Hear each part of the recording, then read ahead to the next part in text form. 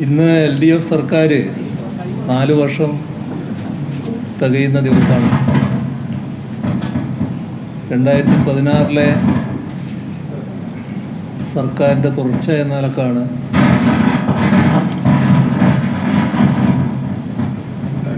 2021 ജനങ്ങൾ LDF സർക്കാരിന് തുടർ ഭരണം സമ്മാനിക്കുന്നത്.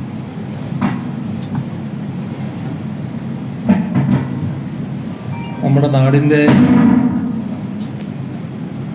ഞാൻ ചെല്ലുമ്പോൾ മൈക്കിനൊരു പ്രശ്നമില്ല. ആദ്യം പറഞ്ഞേ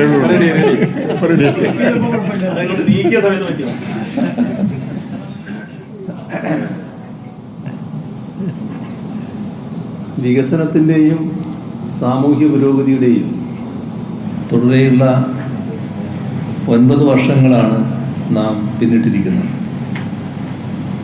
സമഗ്രവും സർവതലസ്പർശിയുമായ വികസനത്തിൻ്റെയും സമത്വവും സാഹോദര്യവും അന്വർത്ഥമാക്കുന്ന സാമൂഹ്യ പുരോഗതിയുടെയും സന്ദേശമാണ് ഈ സന്ദർഭത്തിൽ ലോകത്തിനു മുന്നിൽ കേരളം ഉയർത്തിപ്പിടിക്കുന്നത്. നവകേരളം എന്ന സ്വപ്നത്തിലേക്ക് കുറച്ച് ചുവടുവെപ്പുകളോടെയാണ് നാം മുന്നേറുന്നത്. നവകേരളം എന്നത് അവ്യക്തമായതോ അതിശയോക്തിപരമായതോ ആയ ഒരു സങ്കല്പമല്ല. കേരളത്തിൻ്റെ ഭാവിയെക്കുറിച്ചുള്ള സുദീർഘമായ കാഴ്ചപ്പാടാണ്. സാമ്പത്തിക വികസനവും സാമൂഹ്യ പുരോഗതിയും ഒരുപോലെ മുന്നോട്ട് കൊണ്ടുപോകുന്ന സമത്വവും നീതിയും മാനവികതയും പുലരുന്ന ഇടമാണ് നവകേരളം. അതിലേക്ക് കേരളത്തെ നയിക്കുന്ന നയമാണ് LDF സർക്കാർ നടപ്പാക്കുന്നത്. കഴിഞ്ഞ തെരഞ്ഞെടുപ്പ് വേളയിൽ ജനങ്ങൾക്ക് മുൻപാകെ അവതരിപ്പിച്ച പ്രകടന പത്രികയിൽ ആ പ്രകടന പത്രികയിലെ വാഗ്ദാനങ്ങൾ നടപ്പാക്കുന്നതിലെ പുരോഗതി എല്ലാ വാർഷിക വേളകളിലും പൊതുസമൂഹത്തിന് മുന്നിൽ സമർപ്പിക്കുന്നു എന്നതാണ് ഈ സർക്കാരിൻ്റെ ഒരു സവിശേഷത.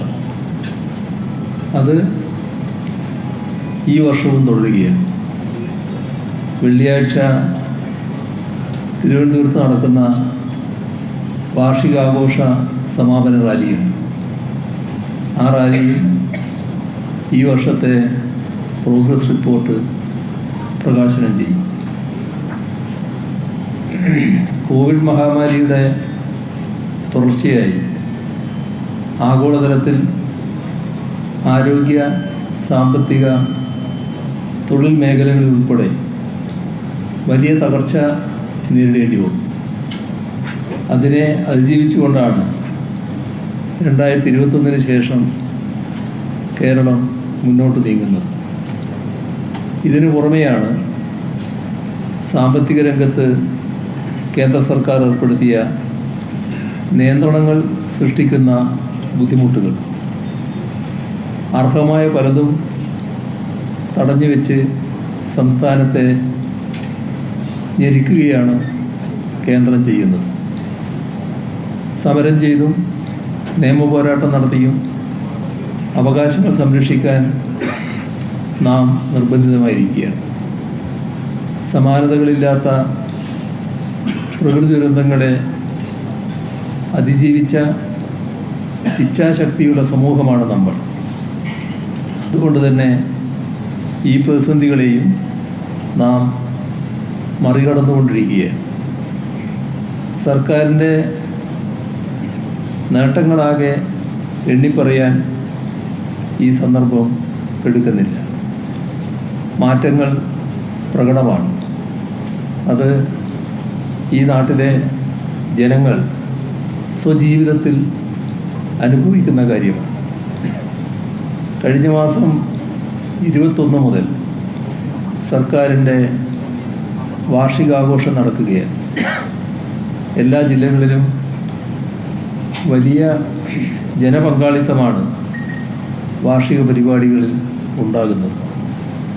ജില്ലാതല പ്രഭാത യോഗങ്ങളും സർക്കാരിൻ്റെ മുൻഗണനാ പദ്ധതികളുടെ അവലോകനവുമൊക്കെ ഇതോടൊപ്പം നടക്കുന്നുണ്ട്.